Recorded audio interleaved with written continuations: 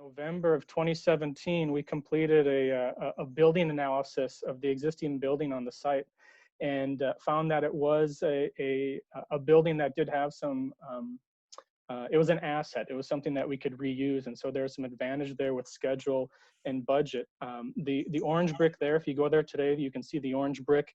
We're going to be painting the second story elements here, the exterior, which is a precast concrete. But we're starting to show some notion of what some of this new signage is going to look like. The family partnership, Kit and Molly have been working with Five and Archetype on signage, and right now, Kit chime in, but I believe this right now is the latest version of the exterior signage, a banner on Bloomington, signage over the main entry, and then a prominent location for the Peter J. King signage in the upper corner here. And that's what, if the text isn't coming through, that's what that says right there. And that is correct. And we just need to get a city approval, which we believe will be smooth sailing. Well, great. That sounds great.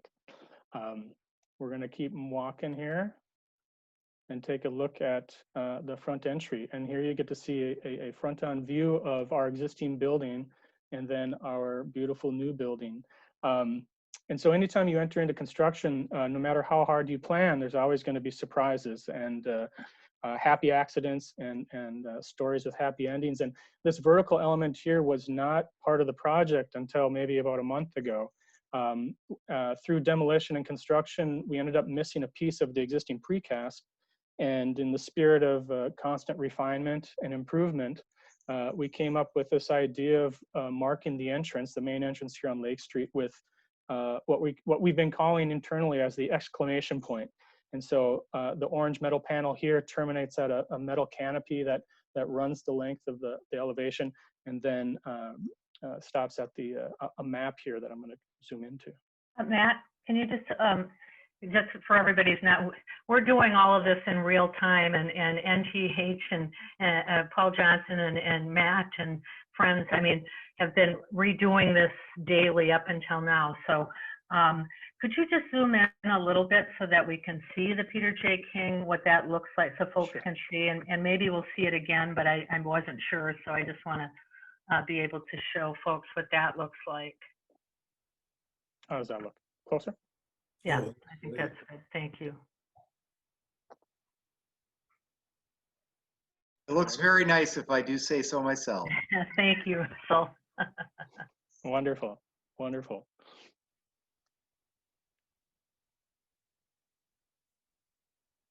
So we'll continue to walk. This is a view if you're walking down the sidewalk on Lake Street. We do have public transportation around the building, but you get to see the canopy and the entry that we're going to walk up to. And here's our main entry. And this is another fun story here. This is the exterior of the building, and including this piece right here, is created using photo printed precast concrete, which means in Finland, we came up with some patterns, sent it to Finland where they used a large printer to print out the pattern and then shipped it back here. And then the ink that they use to print keeps the concrete from forming. And that's how we were able to create these patterns. And what we're looking at here is a bespoke pattern that shows the streets of Minneapolis. It has welcome in a dozen languages. And it also marks on the map with the family partnership logo, the actual location on Lake Street where our site is. And so it is a really unique piece. It's a one-of-a-kind piece. And we thought it would be a great element at the main entry on Lake Street.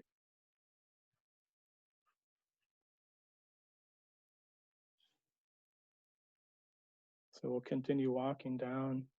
And now we've walked east, and I'm going to zoom out a little bit here to look at this Lake Street elevation, which we spent a lot of time discussing internally as a design team, but then also talked with the city quite a bit. We had common goals to have increased connection to the street, to activate the streetscape. That was a critical piece for the city through the discussions, but then also to create a space inside this area.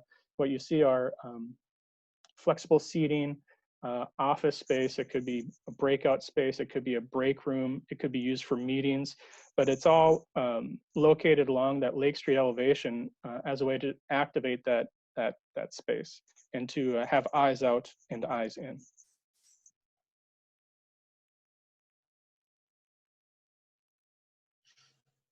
And here you get to see, and you'll see it in more detail here, but the patterning on the exterior, not to do too much design talking here, but the neighborhood of on East Lake Street is really lively and vibrant. The buildings have a lot of mosaics and murals, and the exterior drew a lot of inspiration from this idea of creating a patchwork or mural or patterning on the exterior building in a way where it would relate to the family partnership, but then also relate to the surrounding neighborhood. And you'll see more of that when Paul pulls up his photos, but that's what we're showing here. So we'll continue walking east. And so here is the east wall. The property boundary is right here. So we're right on the edge of the property. But this is an area where the family partnership requested to leave this without pattern as a blank canvas. I think there's a real hope to provide a canvas here for a mural.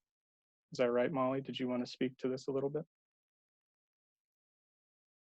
Oh, yeah, I was just going to put this in chat, but yeah, the neighborhood really wants a mural on the building. I mean, we have heard that over and over again. So it's a perfect, it solves a problem in that the neighborhood, particularly now, but always has had quite a challenge with graffiti. So this both, I think, is a partial solution to that.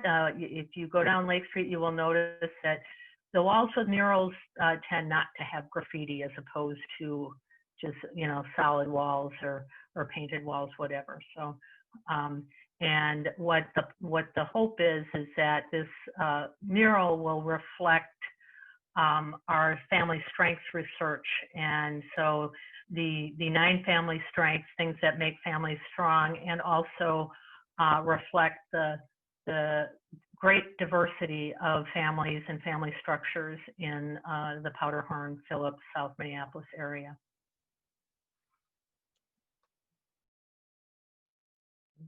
So we're going to continue walking around to the south side here. And so here we're in the interior of our block, and I'll just give some orientation here. This is a sort of a employee entry over on the right here.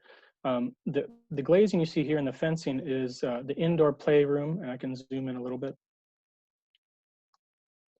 The indoor play area for 4 Directions is adjacent to the outdoor playground space. And so when they're in this space, they'll have visual connection and daylight out to the playground, but also doors. So just to make it really easy and accessible to go in and out during the day. The area up above here is Pride. And so we located them on the interior of the block for privacy and quiet. The blue element here is continuation of Pride. So Pride turns the corner into sort of an L-shaped space. And then the remainder of the blue space is the mechanical penthouse enclosure. But from a design standpoint, we saw that the blue element as being a really nice, beautiful contrast to the warm, earthy tones that were created with the precast on the rest of the building.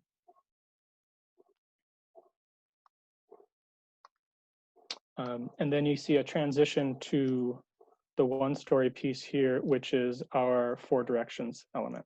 And I'll slide back.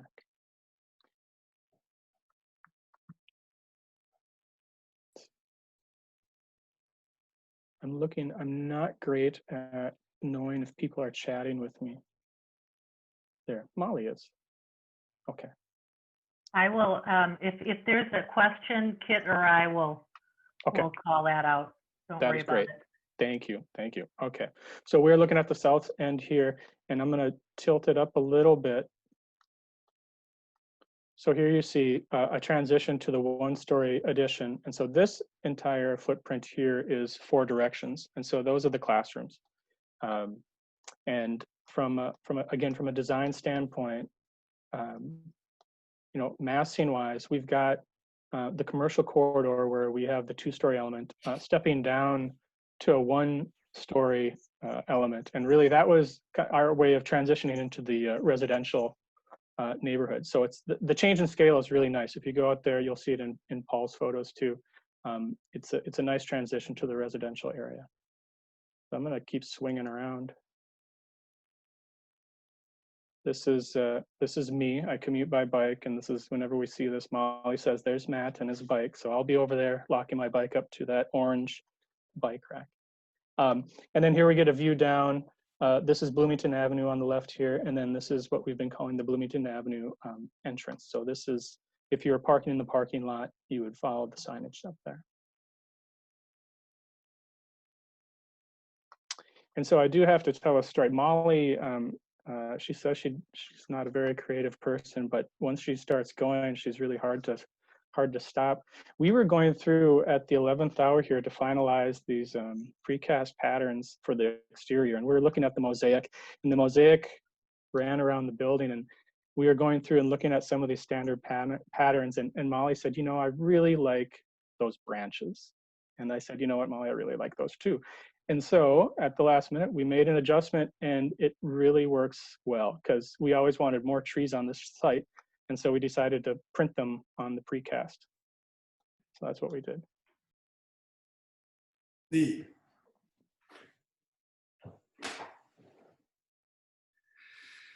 And so back to the beginning here.